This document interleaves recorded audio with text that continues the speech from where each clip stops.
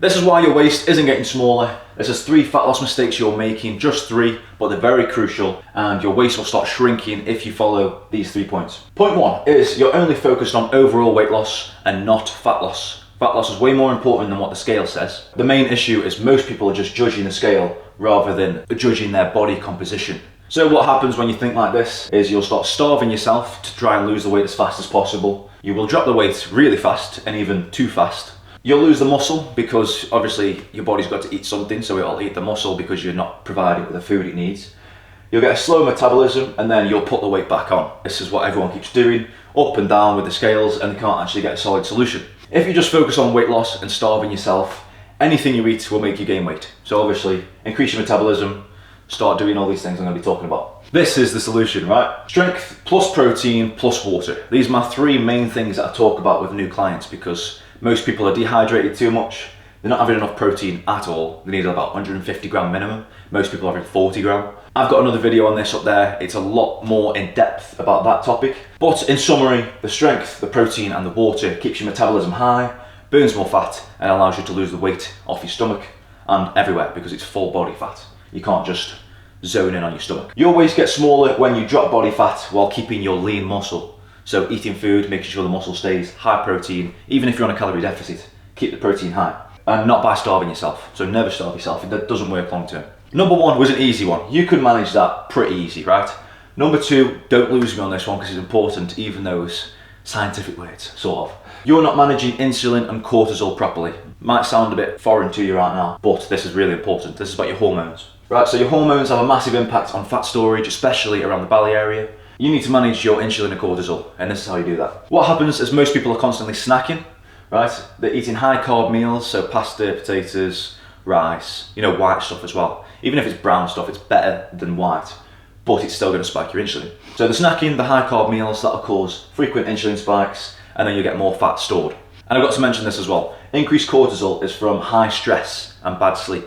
So if you're getting stressed at work, and then if you're not sleeping because of the stress, this is all going to play a massive impact. So it's not just about going to the gym and then eating a calorie deficit. It's about your stress, your sleep management, everything like that. So to decrease your cortisol, meaning to get a smaller waist as well, is to lower your stress, have good sleep, and then that'll equal less belly fat retention and your waist will shrink. Now the full solution that I've got down here, try not to lose me, is structured meals. You want a balance of proteins, carbs and fats, and that'll control your insulin levels. Carbs aren't bad. This is what I want to get through to you as well. Everyone thinks pasta and rice and everything's bad for you.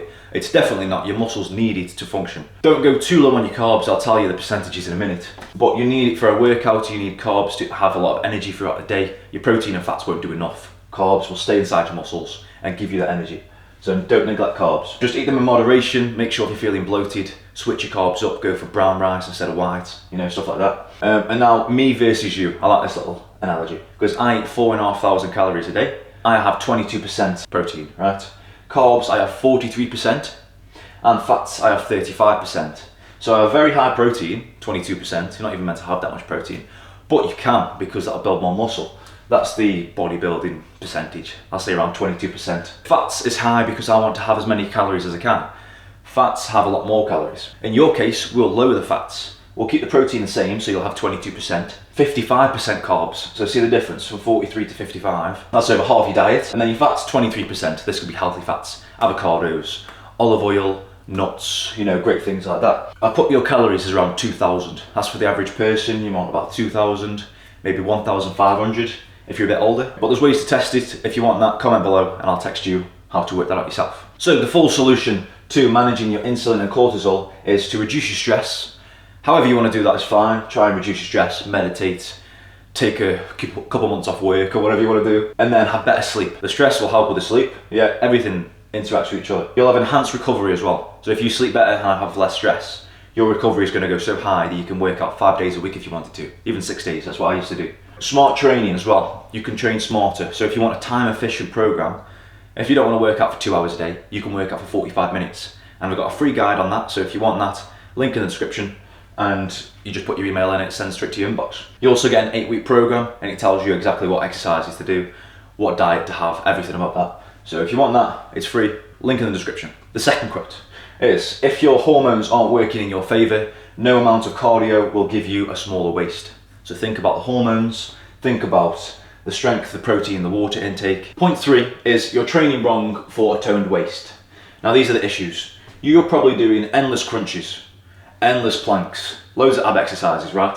You're probably doing cardio, lots of it on the treadmill, probably just walking on the treadmill, watching everyone else, people watching, as I like to say, and having no structured plan.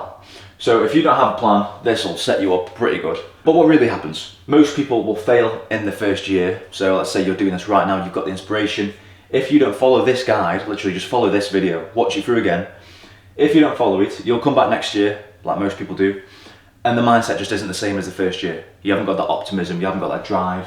So if you really want this, just stick to this video. This is all you need. Just start with this, right? Start with a free guide, anything like that. This will help you trim your waist really fast. So why don't they work? Ab exercises has no real calorie burn. So if you're eating a load of food and you're not burning the calories off, you're just gonna gain weight. Right, so that equals no fat loss and no smaller waist.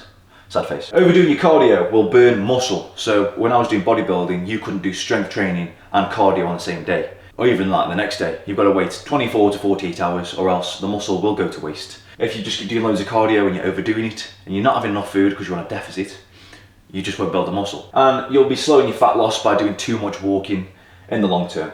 So just do half an hour a day walking. And the solution to this one is strength training, and this builds lean muscle. So you'll have a higher calorie burn. And the second one is compound lifts. Now this is the same thing as strength training, but you're going to focus on compound especially, which means multiple muscle groups or multiple joints. So you're doing squats, lunges, deadlifts, push-ups, bench press, stuff like that. When you're doing multiple muscle groups at once, it's easier, it's faster to do. So like I said, if you want a time efficient guide, that link's in the description. Same thing, I talk about compound movements. Instead of just doing bicep curls like that, or tricep extensions, it's easy, it's boring stuff. You want to focus on things that actually challenge your body. So you get a boost in metabolism from doing compound lifts, and it burns more fat, so you'll get a smaller waist. Because you burn overall body fat, you burn the fat on the waist too. Short, intense cardio, that's the third thing, so that's HIIT training. I'm sure you've heard it. Do that over slow cardio. So you can do walking on the treadmill whenever you want, but try not to overdo it, remember? Don't burn yourself out. And you'll know by when you wake up in the morning. If you're feeling lively, that's good, just do a walk. If you're not, if you're feeling sluggish, maybe you're overdoing something. But yeah, HIIT's one of the best things you can do. Do 20 seconds of work, 40 seconds of rest. That's a perfect start. And then work up to 20 seconds of work, 20 seconds of rest. That's hard. Try 5 to 10 rounds of that. So, your waist gets smaller when your overall body fat drops, not by how many crunches you do. So don't just focus on abs, don't just focus on walking, and make sure you have a structured plan. Now, I've left a few pieces out of this video because I've only got one whiteboard and the video will be way too long. So if you want all the advice for free for a slimmer waist and easy fat loss, links in the description, download my free guide and it'll be sent straight to your inbox. Hope you like this video and I'll see you in the next one.